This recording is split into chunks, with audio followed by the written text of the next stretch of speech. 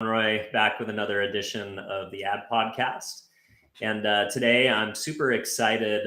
We have Tony Billmeyer, who's the Chief Marketing Officer of Show Me Organics, which is a fast growing cannabis holding company with a bunch of brands in Missouri area, such as Vivid and a few others that Tony can walk us through. But Tony, super excited to have you on the show. Thanks for coming on.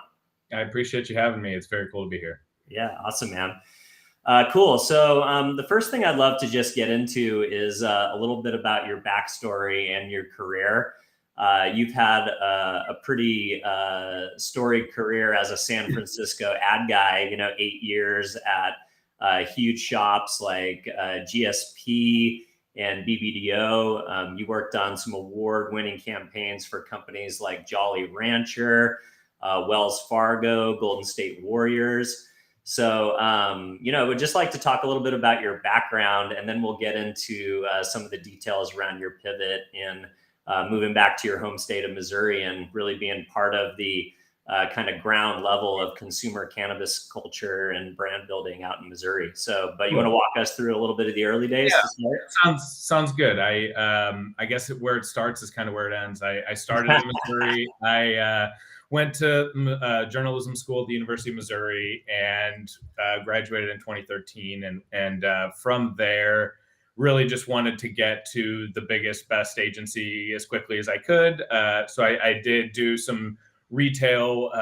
First was at Integer in Chicago and worked there for a few years. So had a couple years in Chicago before I jumped to San Francisco, and then ended up at BBDO working on Wells Fargo. And then the whole fraudulent account scandal happened in about 2016, 17, around there. And so at that point, I kind of realized I had the front seat to some really, amazing learning opportunities. I was in some the rooms where the CMO was making decision on what the communication points were going to be and how we were going to move forward out of that mess. And it was eye-opening to me. And I kind of that was probably my first exposure to, that high level of thinking. And I got really, interested in that sort of the crisis management of it, but also just understanding, how to manage large groups of agencies and partners and all of that together. So that was with BBDO. I also, had a good run in San Francisco, working at Goodby, and lastly at Eric and Coleman. And all of that was the work was some of the exactly what I was hoping to do when I got into the business. Was funny. We did some good candy advertising, as you mentioned, for Hershey and Jolly Rancher and Almond Joy, but also in the end got to work really closely with a bunch of CMOs at startups at Eric and Coleman. And so Landing and was the first of those. Lucid Motors was another, but got to see up close some of the problems that CMOs were dealing with, and really got to advise, CMOs for the first time in that role. And that's when kind of gave me the idea that hopefully I could do something in that capacity. And, the move to Missouri was a little serendipitous. I don't make light of COVID, but, that's the reason. That was the impetus for us to move back. We were, my fiance and I were in San Francisco and both working happily there. And, things changed quickly during COVID, reevaluate priorities and all that. So moved close to family back home in Missouri. And at that time was dipping my toe and had a couple of interviews at cannabis companies, but was just dipping my toe in the possibility of going to the brand side in cannabis. And I had about as, novice a view of the industry as your average person in America, and didn't realize the intricacies of each state's rules and the viability of each industry separately. And each state is, its own kind of industry and market. Yeah. And so learning a little bit more about that as I had, I met with a couple of California cannabis companies, but it ultimately landed at Show Me Organics because my CEO, Boston Dickerson, did a really great job of sort of articulating the potential of the Missouri market and, the potential for, our company as sort of a very lean operating, kind of boots on the ground. The decision makers are young, and we are very attuned to what the market and what the customers want. And so it's been an amazing ride. And I think, the sort of full circle moving back to Missouri where I started, I had always thought that, maybe I would move back someday, but I really have been an advocate for St. Louis for a long time, and really always saw the potential for the city to come back. And, it's palpable when you're here because the infrastructure is really amazing. And, it was thriving at one point. You can feel that. And so the potential for cannabis to play a role in the same way that beer and Anheuser-Busch played a role in the market here was kind of the idea in my head of, well, that would be very cool to do. And so it all kind of worked out. We started as just a lab in the Missouri market, so doing medical and only making concentrates and edibles and manufactured products. And right at the week before we in Missouri voted on recreational cannabis, our company closed on what we believe to be the nicest facility for cultivation growing in the state. So we went from being a very scrappy, small operator to and had made a name for ourselves and our brands in that capacity. And then ultimately now we have actually the best product to back it up because we were able to acquire this amazing facility right before it passed for recreational. So everything has kind of worked out almost too well over the last couple of years. It hasn't felt that way. It's in cannabis, everything is harder than it needs to be. And so that's been a learning process for me for sure. And it's been an amazing ride so far.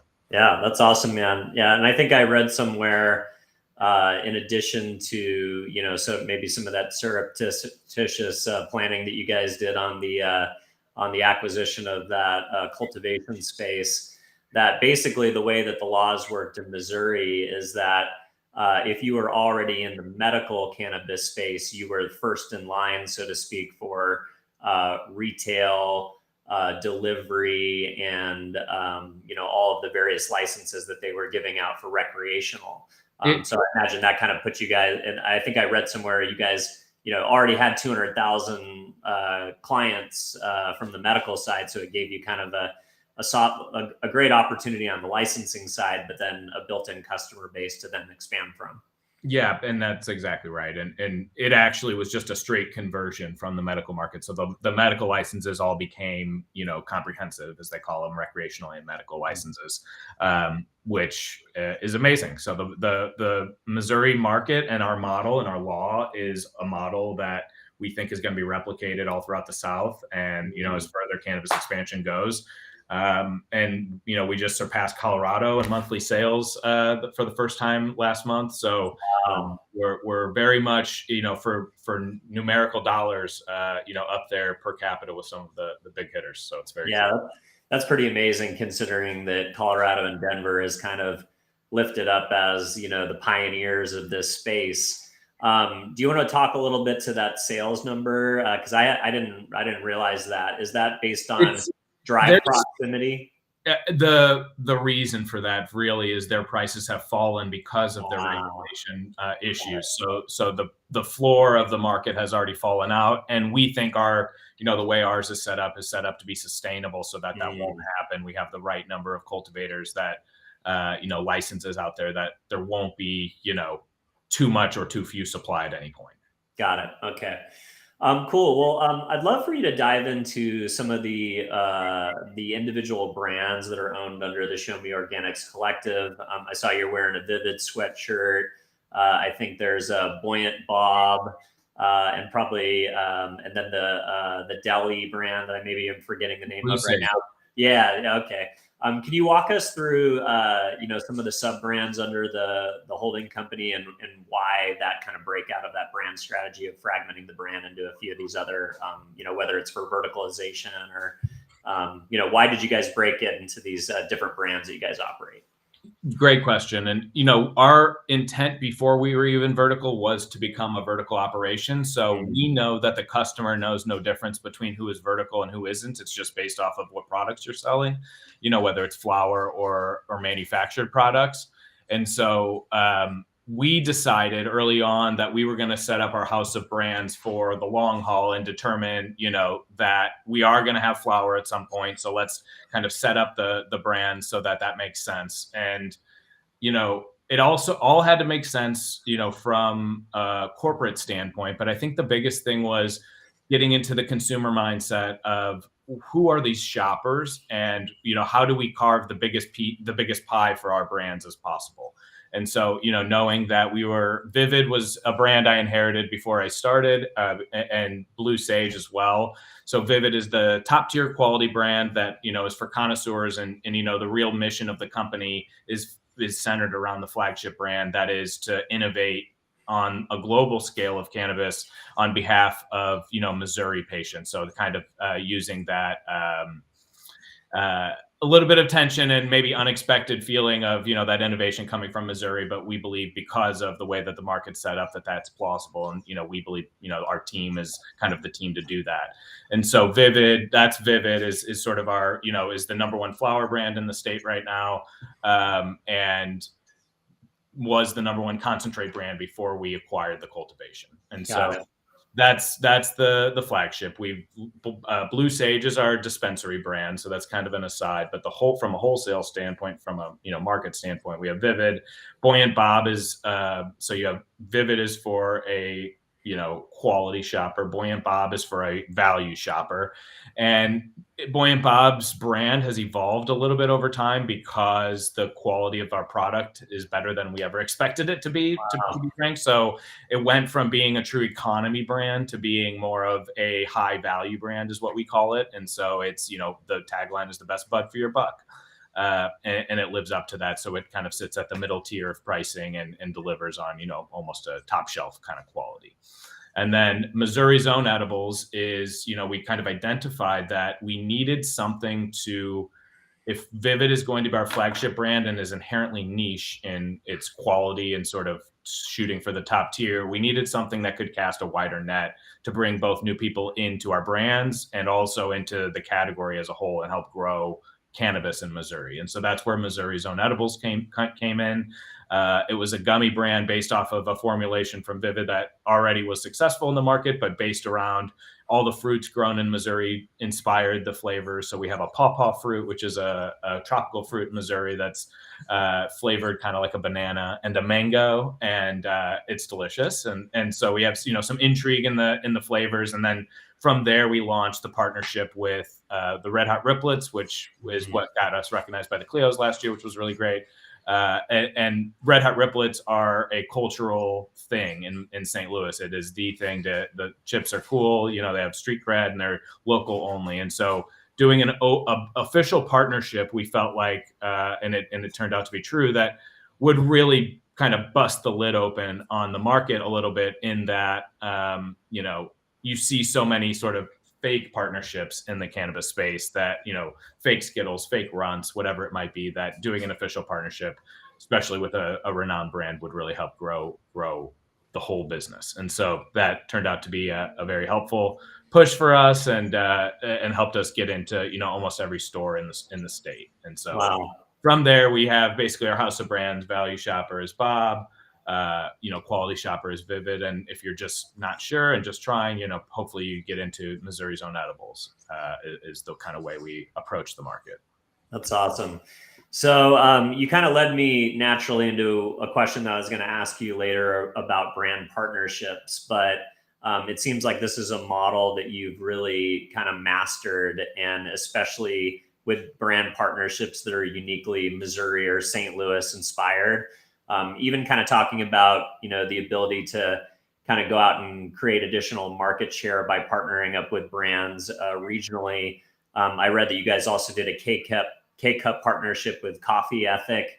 Can you talk a little bit about what makes a successful partnership in the cannabis space for these brand partnerships for other iconic St. Louis or Missouri-led brands, and why that's important to your guys' strategy? Yes, absolutely. I think it starts from a place of realizing that we don't have the ability to buy mainstream attention in cannabis. That is, we can't buy TV commercials. I can't buy most, websites won't sell a cannabis company ad space yet. And so we're relegated to, in general, this is, starting to break free a little bit, and especially not at home, but we're relegated to sort of B level advertising space. And so with that understanding and barrier in front of us, the brief was, how do we get into the mainstream? How do we get the Fox 2 News is the local news here that most people watch, or Channel 4 News, or whatever the local news is. We're trying to get them to talk about us and do something that force their their focus, because otherwise we were never going to get a certain swath and a big portion of Missouri who just doesn't engage with social media or is not online. Yep. And so that was the sort of beginnings of these partnerships, and we realized that in lieu of having a bunch of money to go buy equity with a celebrity or, an athlete or something like that, the thing that everybody in the media all loves to talk about in Missouri is all the food and all of the restaurants and our local cuisine gets a lot of love in the media. And so, all of these things kind of converged. And when we landed on Missouri's Own Edibles, the Riplet partnership was already in the works. And so we designed the brand, with the partnership in mind. And that really did help us to have the first one solidified as we designed the brand, so that Missouri's Own Edibles could kind of be this framework that we design the partnerships around. Because then it just becomes about celebrating our local businesses and our local, culinary innovators.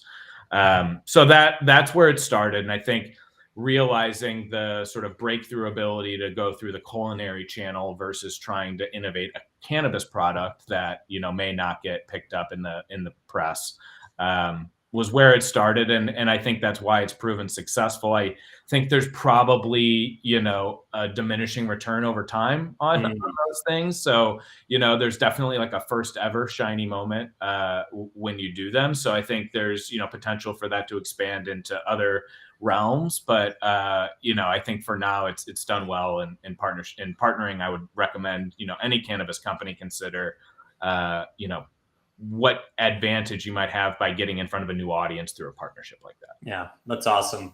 So I want to get into some of the advertising work that you guys have done, because I think as a regional cannabis brand, based on your background, and I believe you also hired a spinoff agency from some friends from GSP, I think called Bandits and something. I can't remember the exact name. But it seems like you guys are definitely punching above your weight class from the perspective of the types of campaigns that you're doing. And you have mentioned some of the award-winning work with the Clios that have already been recognized. So one ad that really caught my attention was the, you'll have to tell me more about it, because I couldn't tell if it was, actually made in jest because you guys intended to try and put it on TV, or if you did it more as a publicity stunt. Either way, I thought it was amazing work, because it really hits home, not only on some of the, just ridiculous self-regulation that is happening in this market still to this day, with so many states already adopting legalization and descheduling as a Schedule 1 narcotic, from the federal level. Just seems like more companies should be opening up faster, especially based on where we are politically with the cannabis movement. But you guys made a really interesting kind of spoof on the boring big pharma kind of traditional stereotypical ads, where it talks about all the side effects, and really, in the spoofing of it, pointed to tragic numbers of how many people die every year from the opioid crisis. And, this has been a year of de-influencing for big pharma and the opioid crisis, with the TV shows like Pain Hustlers and Painkillers on Netflix. Can you talk a little bit about the inspiration for that piece of creative that you guys did? Did you ever think it would make it into TV, or was it, kind of designed for PR right from the beginning?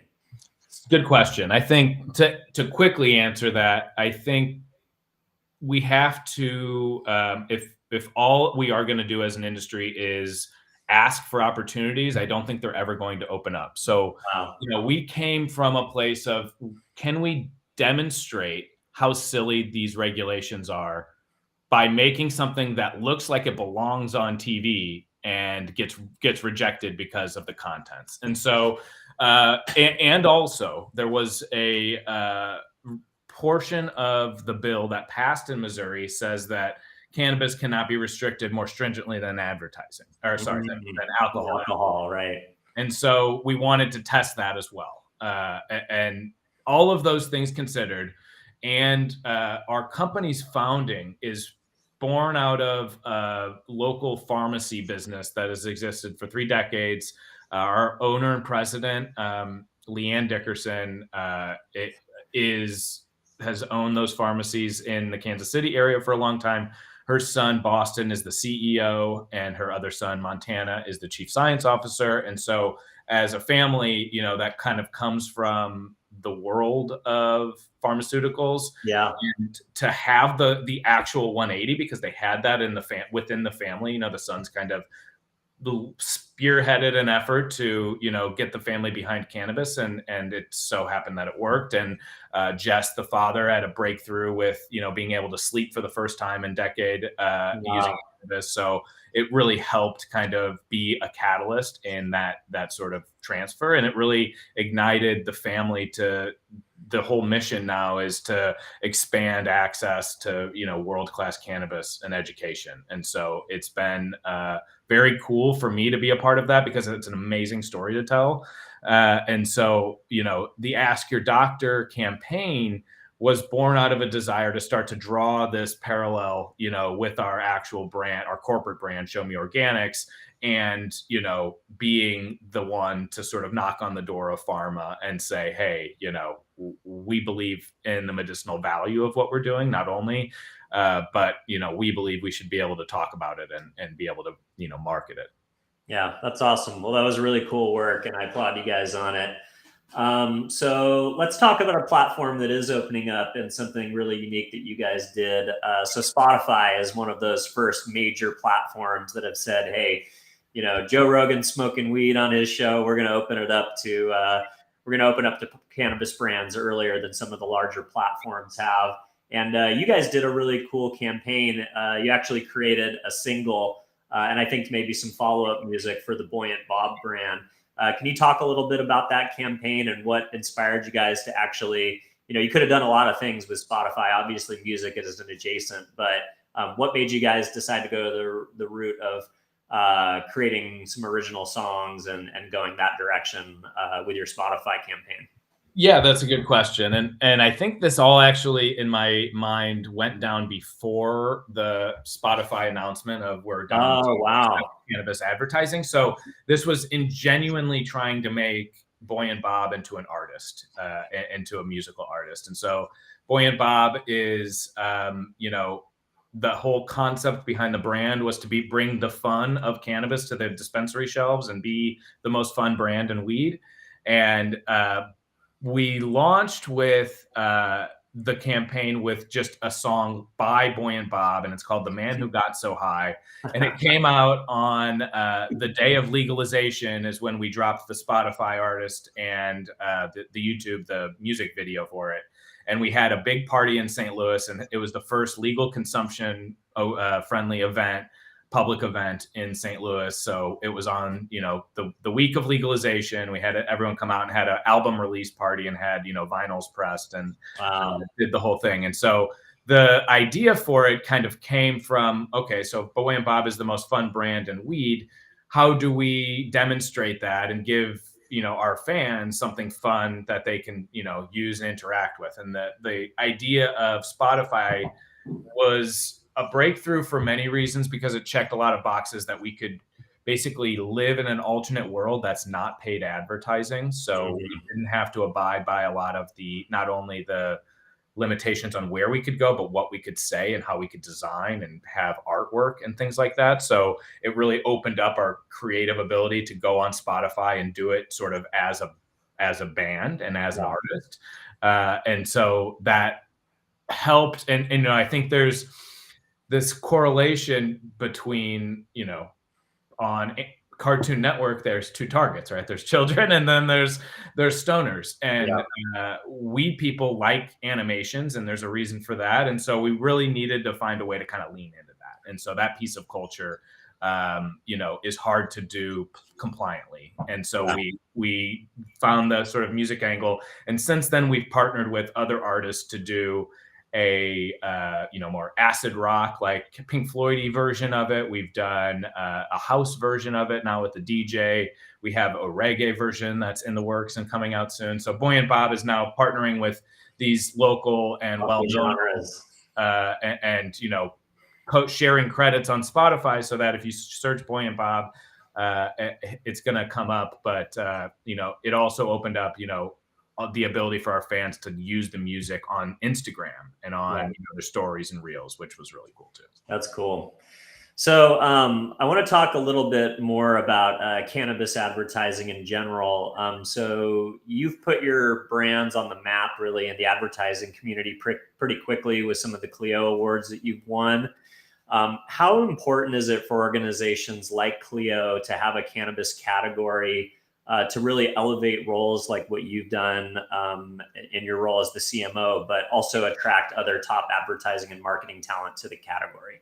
It means so much, and it can't be overstated. So Michael Kaufman is the one who spearheads the Clio Cannabis Awards. Like, many thanks to him for all of his advocacy and support, because what the Clio's does for us is it allows us to hire a Bandits and Friends and give them a reason to work with us, because we don't have massive budgets. It's not going to be for the dough necessarily, is why you do why you work with a cannabis brand. So having an ability to demonstrate that, and then historically also having the ability to have a reference book for what happened and how these brands came to life, and tell the story of legalization through that is very cool as well. And I think I've mentioned this before, but the sort of hand-in-hand nature of creativity in cannabis, and the fact that the Clios give us the nod by supporting the cannabis industry, really means a lot, because they are established and they are, an international symbol of creativity. So for them to give us, the sort of vote of confidence really means a lot, and it helps us attract Bandits and Friends. And I've also worked with my friends, another group spinoff from Good Bee, Powder Box, and Adam Reeves' team helped us do the Buoyant Bob song, and Donnie Dykowski. So shout out to them. But nice. those teams, I'm able to offer them something more if the Clios exist than just my marketing. Yeah, a little bit of street cred and the opportunity to submit for awards is kind of nice, right? Yeah, it helps. That's cool.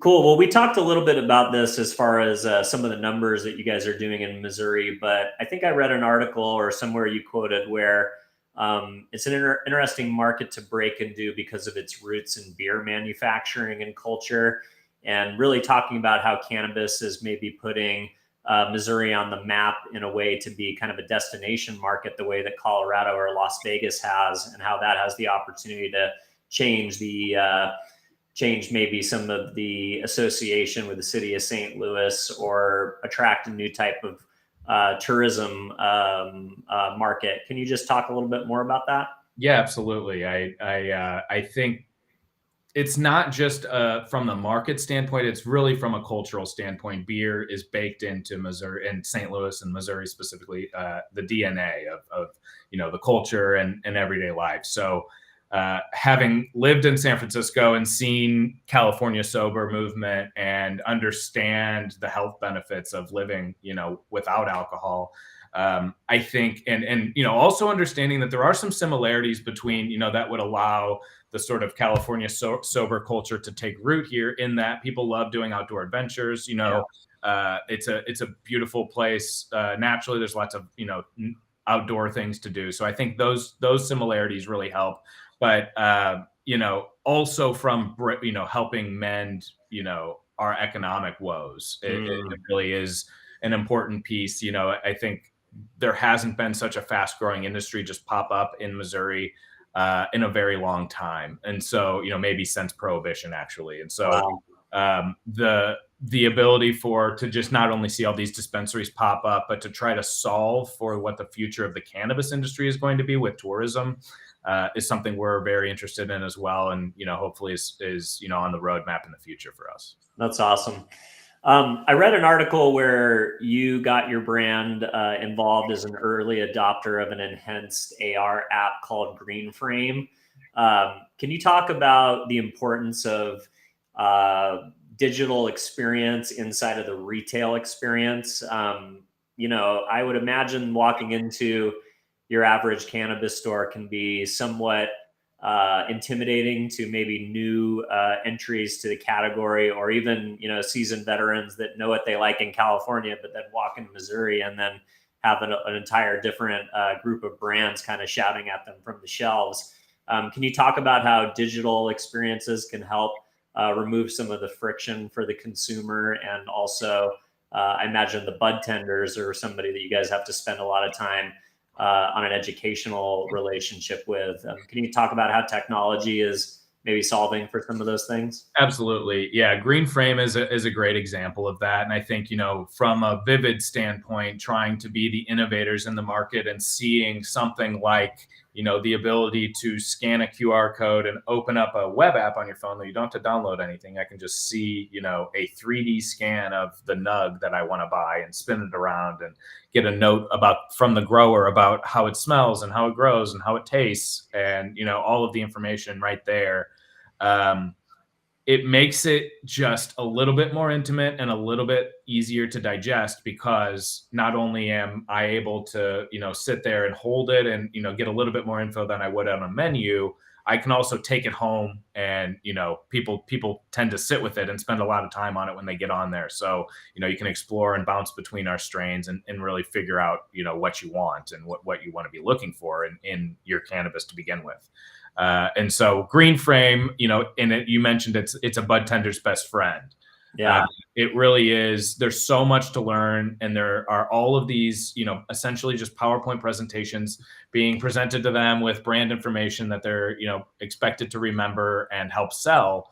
But when you put something in their hands that they can pull out in front of, a customer that helps them feel empowered and smart, it really is a game changer for sales as well. So, Wow. yeah, Cool. it's been very helpful. And it was one of those digital products that when I saw the prototype or the beta for it, I immediately jumped and, I replied to the cold email I got from Tim Green Frame in about 10 minutes and was like, can we talk today? This is incredible. Wow. This is exactly what we need. And so Yeah. I think at that point he had, been shopping it around, and we immediately hit it off, and he realized sort of our nature of being, fast moving and innovative, and it just was a perfect match from the start. So we've been expanding and doing more and more with Green Frame, adding video and things like that. So it's been really helpful. Very cool. So we've talked a little bit of the lack of available advertising options for cannabis. Certain mediums get an oversized amount of the spend because they are able to get around legacy regulations such as outdoor. Us as an influencer focused agency, we've done a lot of work in cannabis simply by necessity for clients that don't have a lot of other options. But can you talk about how your influencer or creator strategy is maybe unique? Because I feel like almost every cannabis company does have a different way that they approach the creator community.